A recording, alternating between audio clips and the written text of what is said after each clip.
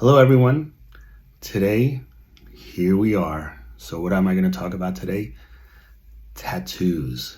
Okay, so let's look at a few things because everybody has their own idea what they want tattooed on their body if they're looking to get a tattoo. So the way it used to be in a tattoo shop back in the days before this social media, you would go to a tattoo shop and there would be flash art. Flash art is something sold by an artist to any tattoo shop. Could be in every tattoo shop, depending how famous they are. Like, was it Ed Hardy, right? You could see his artwork and people would just replicate it.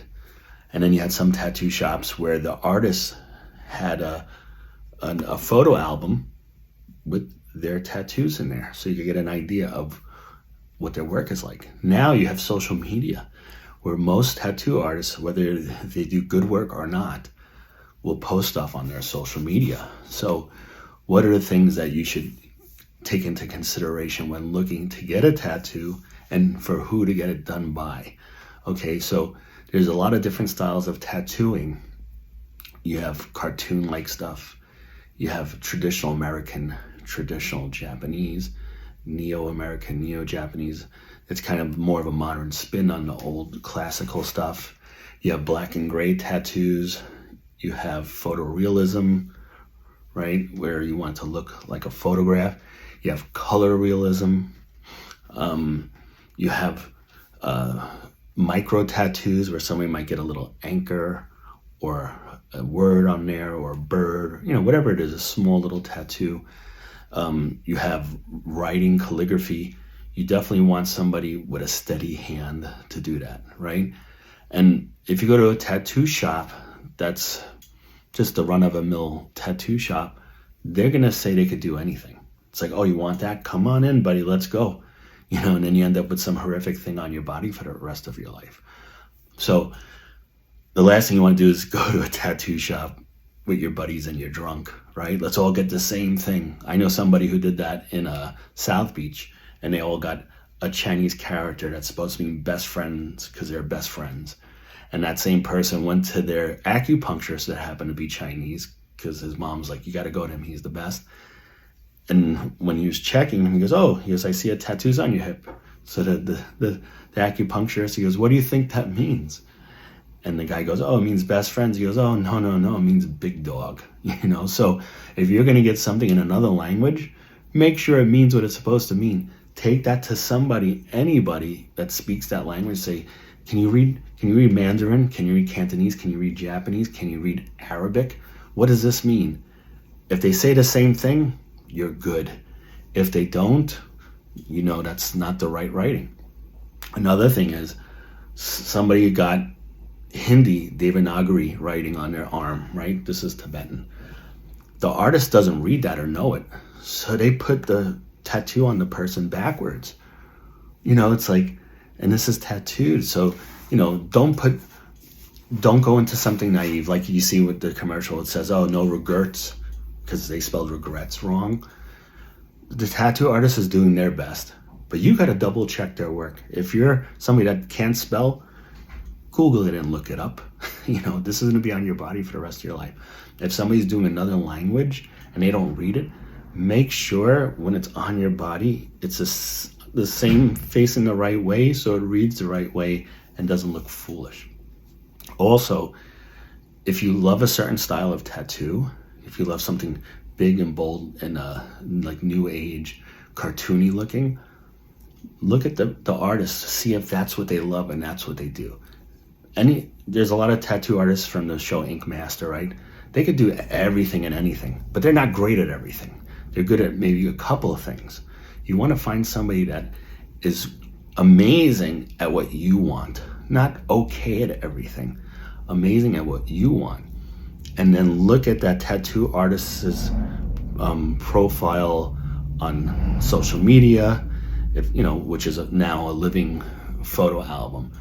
And look at their work. See if they do what you want and what you're looking for. The worst thing you could do is go to a tattoo artist and say, oh, I want some very colorful, cartoony stuff. And that person's like, well, I do mostly photorealism with black and gray. Yeah, but I want you to do this. It's like, Some people might do it just because they need the money, and it might not come out good. It might come out okay, but you want to go to somebody that does specifically that type of artwork and loves doing it and does a lot of it, because you'll be happy with the end product. If you go to somebody because they're cheap and you're like, well, I want some photorealism thing, of a face or whatever, and then you get it done and it looks like chicken scratch that a kid did, can you blame the artist or can you blame yourself? The artist should be honest where they say, oh, I can't do that work, I'm not going to even try. But some people are starving artists. They'll be like, I'll give it a shot, hopefully it comes out good. Then you have to go pay laser removal, which costs 10 times more, or get a cover up that's 10 times bigger and sometimes even uglier than the tattoo, just so you don't see that anymore. So what I'm saying to do is, if you do see somebody with a certain type of tattoo you love, you go, oh wow, that's a beautiful tattoo. Who did that? Where did you go? Is that person in the country? Does that person travel? What state are they in? Oh no. Okay, well, I'll still look at their profile. Look at consistency, that they post a lot of their work regularly. The thing that you see a lot on Instagram is somebody pays for advertisement, which is called sponsored views. And they'll put 2 amazing tattoos that they've done when they've done hundreds, but only 2 came out amazing, where that's what they present to you. Look at their portfolio. If those 2 tattoos are amazing, look at the rest. See there's consistency, because you don't want to be the one getting the tattoo from them on their bad day, because that lasts forever on your skin. So you want to see that there's consistency in their artwork, where it's not good and bad and good and bad. You skip that person. Another thing is tattoos become very expensive. The last thing you want to do is go to a tattoo artist and try to haggle because you don't have the money. If you don't have the money, just say, how much would this cost to get done? Do you charge by the hour or by the day or by the piece? If they say, well, that's a $2,000 tattoo, and you're like, oh, I only have $1,000, don't go, can you give it to me for half off? You go, all right, I'll come back once I save up the money to get my tattoo, because then everybody will be happy that way. Look at the work that you love. Try to look up artists that do that work. Look at that artist, look at their work, and if there's consistency, and then from there you could start to reach out. If you have a friend that got work done that you love, and that tattoo shop is in New York or Long Island or New Jersey, then you go there and you book an appointment. But you want to try to find a person that is amazing at that specific style of tattooing, because then the outcome will be great for you and you'll be happy with your tattoo forever because you'll love what they do. The worst thing that can happen is to have a bad tattoo because you're trying to get a discount or trying to force somebody to do something they weren't capable of doing.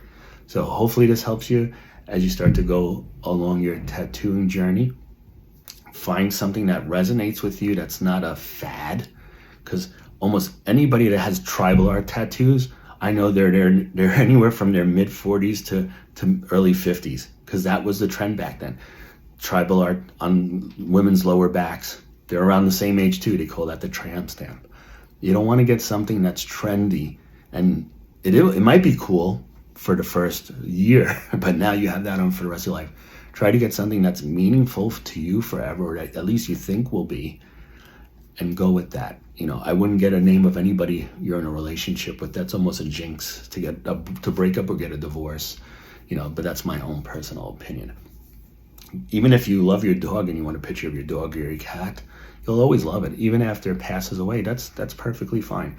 But try to get something that has deep meaning to you, will always have some type of connection to you, that's not a fad where you're not getting it to be cool. And try to find an artist that does that work. If you want fine writing, make sure it's done by an artist that is amazing at having with a steady hand to do writing. Somebody who does photorealism might not be good at something this simple because it's just something they don't do. I had an artist that was great at fine writing. I had him do that. The writing itself, I know the way it's supposed to be. I had a Tibetan calligrapher that's well known in the UK write it for me. And then I made sure when they put it on my arm, it came out the right way. Somebody I know is Tibetan, I had him read it, make sure it means the same thing to double check. And I'm happy with everything that I have. And then after you get a good tattoo, the skincare that you do, the aftercare that you do is super important. And then usually it's recommended to stay out of the sun for 2 or 3 months, not to have direct exposure to the sun, because you don't want it to get lightened up. You want it to be nice and dark so it lasts longer, because eventually you're going to be in the sun anyway, but not while it's healing. All right, so hopefully this helped. Enjoy your tattoo journey, because I know I have, and I'm pretty much done with mine.